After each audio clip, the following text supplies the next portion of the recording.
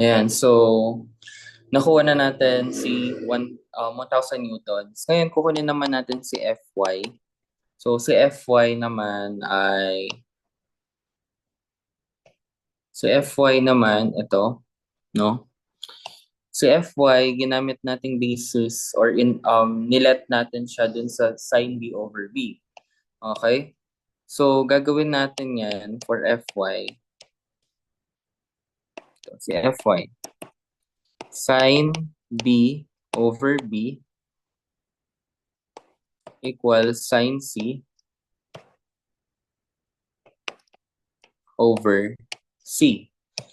Again, si sin C over C is sin 30 over 500 kasi um, si C is yung resultant force which is yung F equals 500 newtons. Tapos si sin 30 naman, yung 30 nakuha siya dun sa angle opposite nung F, yung resultant force F.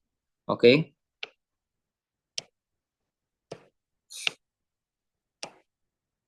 Yan, opposite. Okay. Ngayon, si sin B, ay si B, no? Alam naman natin na si B is hinahanap, which is yung Fy.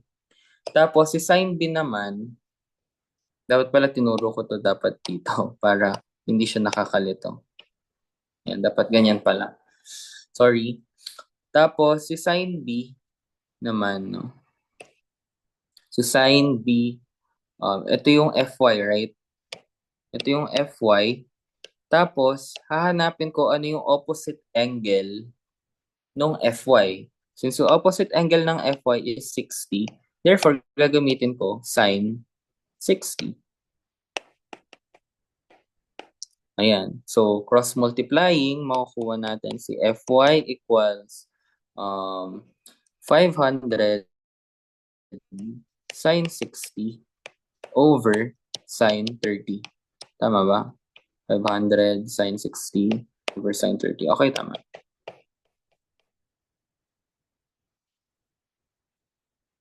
Oops, wait lang. So, 500. So, ito sin 30. Sin 60.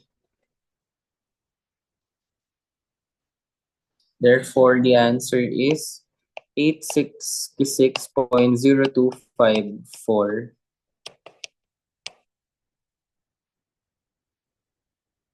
254 newtons. Ayan. Therefore, ito yung answers natin. Ito. And ito. Well, actually, dapat pala it's Fy prime. Sorry. Fy prime. Yun. Therefore, nakuha na natin yung sagot dun sa Fx and Fy prime. So, question here. So, ayun. Let's move on to the next question. Ayan. The two structural members, one of which is the tension and the other in compression, exert the indicated forces on joint O. Determine the magnitude of the resultant R of the two forces and the angle which R makes with the positive x-axis. Okay? Ngayon, we will... Okay. As you can see, no, meron tayo dito, may lumabas dito na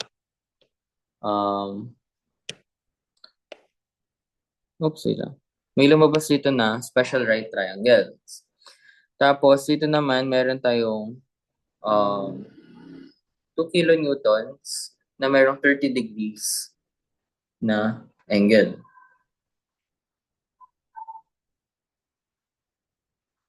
Okay, wait lang.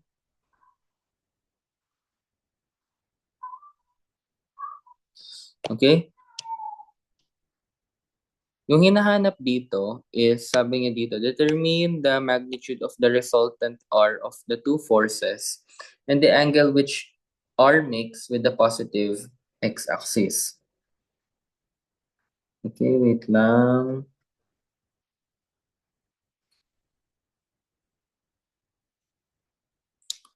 Okay. So, unahin muna natin sa first triangle, which is ito.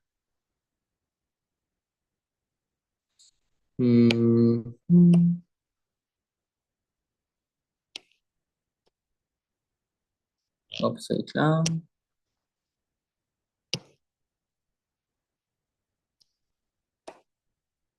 Tapos, gawa na rin ako isa pang right triangle here. No? 90 degrees to.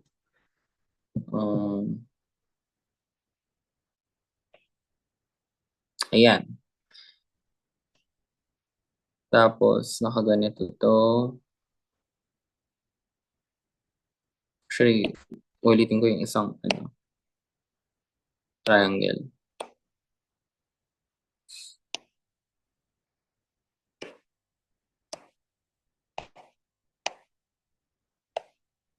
Yun.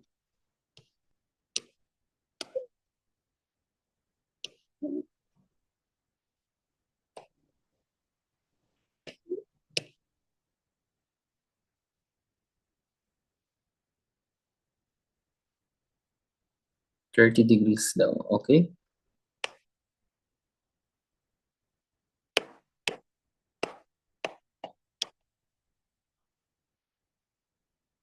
Ayan.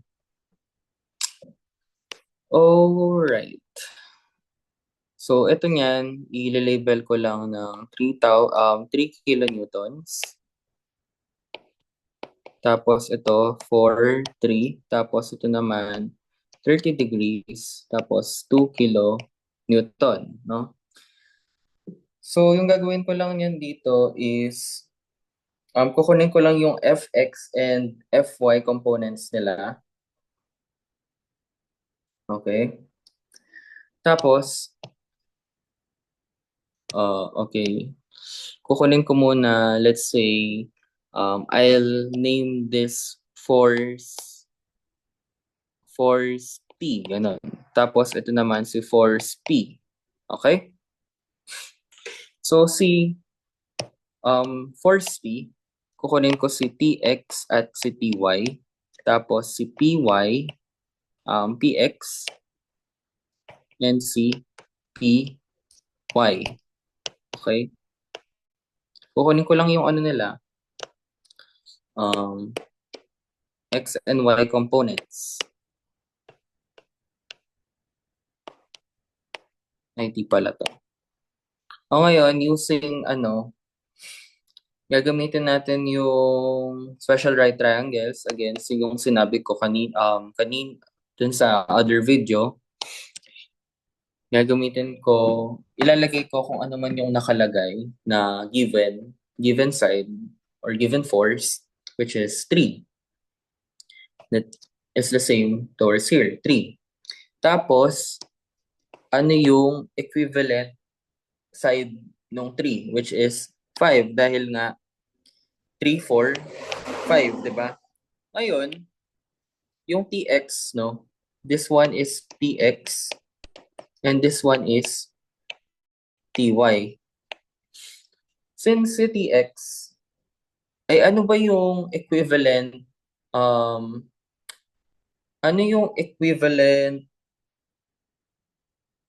side ni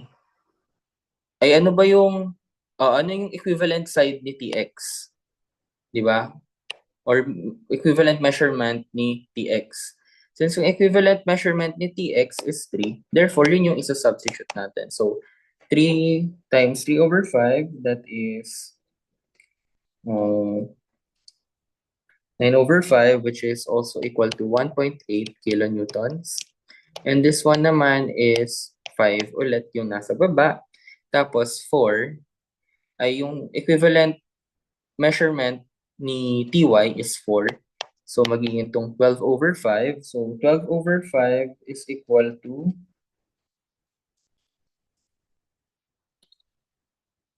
2.4 kilonewtons. newtons. Okay? Ngayon, dito naman sa px and py naman, no? Sa px and py, basically gagamitin lang natin ulit dito yung SOHCAHTOA. SOHCAHTOA. So, since given yung hypotenuse, itong dalawang gagamitin natin. So, px is here and py is here. So, px is equivalent to 2, which is yung 2 kilonewtons. Tapos, since adjacent siya dun sa angle, given angle, therefore, gagamitin natin is cosine. Okay? Well, dito naman, 2, yung py is opposite to the given angle, therefore, saan yung gagamitin natin? So, sine 30. Okay? So, the answer would be 2 cos 30. So, sagot is 1.70. Well, actually, yung sagot niya is square root of 3. Yan, para no, hindi siya na round off or ano. So, square root of 3 kilonewtons, while yung 2 sine 30 naman is equivalent to 1 kilonewton. Now, nakuha na natin. But, yung kailangan nating gawin is we have to consider here we have to consider the angles here. Why? Kasi kailangan nating hanapin yung angle also. Okay? Since kailangan nating makuha yung angle rin here, so we have to analyze kung ano yung direction ng mga components natin. So si Tx, no? Since Tx is ito yung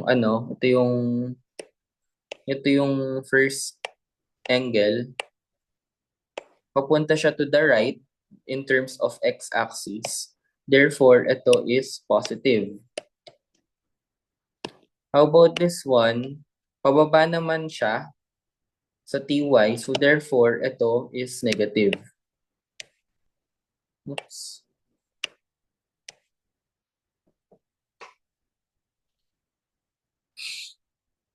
Next, dito naman, si px papuntang to the right, therefore it is positive. While pataas naman siya, therefore it is positive also. Okay? Ngayon, what we have to do is we have to get the summation of forces. No? Summation of forces at x-axis and summation of force acting on the y-axis. Okay? Bakit kailangan tayo mag-summation? So, you might ask, bakit kailangan natin mag-summation? Kasi, hinahanap natin yung magnitude of the resultant R. No? So, isa-summation natin yung mga components, then, i-apply natin yung Pythagorean theorem. Pag na-apply natin yung Pythagorean theorem, makukuha na natin yung resultant force ng dalawang forces. So, Fx natin would be, ayan. So, 1.8 kilonewton plus square root of 3 kilonewton. So, therefore, the answer here is, so 1.8 plus square root of 3, that is 3.5321 kilonewton. While in here naman, sa summation of forces at y, So, dito, negative 2.4 kilonewton plus 1 kilonewton. Therefore, the answer is negative 1.4 kilonewton. Okay? Ayan. Next is, pwede na natin kunin si, ano ba yung niname niya dito? 2 force, ayun, since ginamit niyang name is resultant R, gagamitin natin si R for resultant. So, applying the Pythagorean theorem, no? Baka malito kayo. So, step by step ko ulit. So, C squared equals A squared plus B squared. So, si C natin, siya yung resultant. So, squared ko, summation, ito, maging itong summation of fx squared plus summation of fy squared. Okay? Ngayon, R is equal to summation of 3.5321 squared plus negative 1.4 squared. So, ayan. Square root of, yeah, wait lang. Tinatap ko na yung sa calculator. Therefore, yung sagot ko for the resultant is 3.7994 kilonewton. That would be the resultant. How about the angle? Okay? How about the angle? So, for the angle, no, kailangan natin gamitin tong both summations. Okay?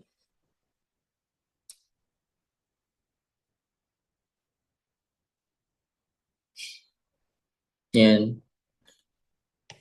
Kailangan natin gamitin tong forces. Again, ganito niyan tayo mag-a-analyze. Yung fx, it is, tanungin niyo yung sarili niyo kung positive ba yung fx or yung positive ba siya or negative. Yung fy ba, positive ba or negative. Okay? So, ayan. Yung fx natin is positive, right? Since positive siya, saan ba pupunta yung direction pag positive in x-axis? 'Di ba papunta siya to the right. Okay, so this one is fx. Tapos, si ano naman, si fy naman, pababa daw siya. Since pababa siya, therefore, since negative siya, therefore, pababa nun si fy. Okay? Ngayon, yung sa gitna nila, that would be the resultant. Yung resultant, which is yung 3.7994 kilonewtons. Ngayon ako, maglalagay ako dito ng theta. And using that, no, meron na akong right triangle na nabuo. So dito it is fy rin. Ngayon, using the relationship of triangles, pwede kong gamitin yung tangent. Kasi nakuha ko naman siya here and nakuha ko naman siya here. So tangent theta equals opposite over tangent theta equals opposite over adjacent. So theta, oops, wait lang. Wala, saan hindi na alis.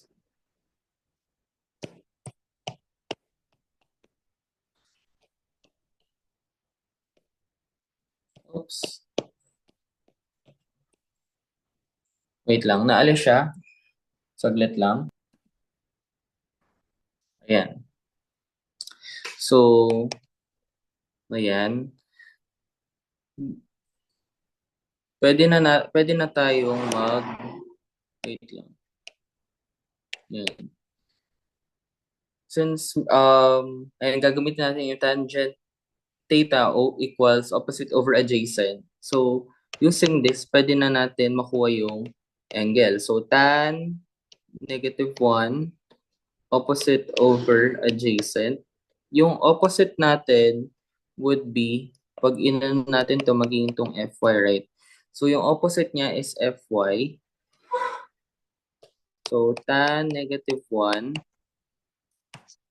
fy over adjacent, which is si fx. So, tan arctan, so yung fy natin is equal to, fy na is -1, susulat ko lang dito is 1.4 kilonewtons. Tapos yung fx dito is 3.5321. Ano? 3 point, wait lang. 3.5321. Okay, 3.5321. Ngayon, tatanungin niyo sa akin, bakit yung sinulat ko is 1.4 lang? Hindi ko in-include yung negative. Since ginawa na natin to, 'di ba? In-include na natin yung direction. In-include na natin yung in-analyze na natin yung direction. Since in-include na natin siya, hindi na natin siya need i-include dito kasi that would just be repetitive. So, solving this one, no? So, tan 1.4 over 3.5321. Therefore, the answer for the angle is 21.6216 degrees. Ngayon, to add more information lang, 'di ba? This is the Cartesian plane.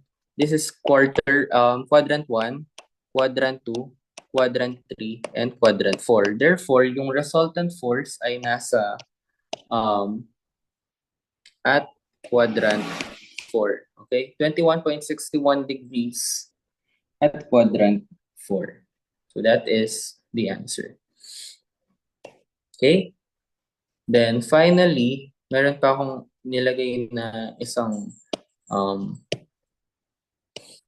bonus, which is compute the resultant force of the two forces using parallelogram method. So yung gagawin lang natin dito is gagawa lang tayo ng parallelogram method.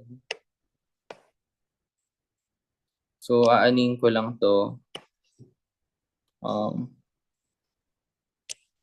Diduplicate ko lang siya.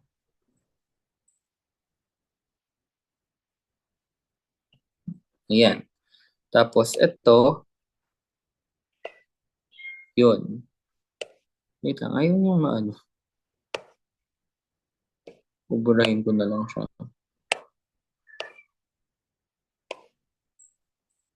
Ayan, ganyan na lang muna. Since kailangan natin gumawa ng parallelogram method, iaano ko lang to.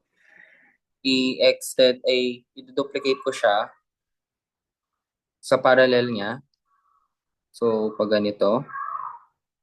Tapos ito naman parallel niya.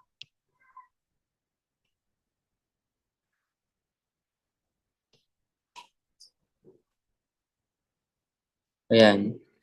Tapos, we will draw diagonal here. No? Ayan. Tapos, ayan. Since yung arrow parehas lang pag ganyan, dito na yung resultant force natin. So this one is 300 newtons. So it's 300 newtons, while this one is 250 newtons. Okay? Tapos, analyzing this, no? This parallelogram. Itong 30, well, basically, pag yung parallelogram, hinati mo sa gitna, yung angle here will also be divided in half. So, kung ito 30 degrees, magiging na lang tong 15 degrees. Tapos ito naman magiging 15 degrees to. Okay? So ngayon, yung missing angle na lang natin nun is basically 180 minus 15 minus 15. Okay, so basically 180 minus 13 man siya. So yung angle dyan is 150. Okay? Theta equals 150. And this one is R. Again, since gumamit na naman tayo ng parallelogram method, two choices lang yan. Is either sine law yung gagamitin natin or cosine law.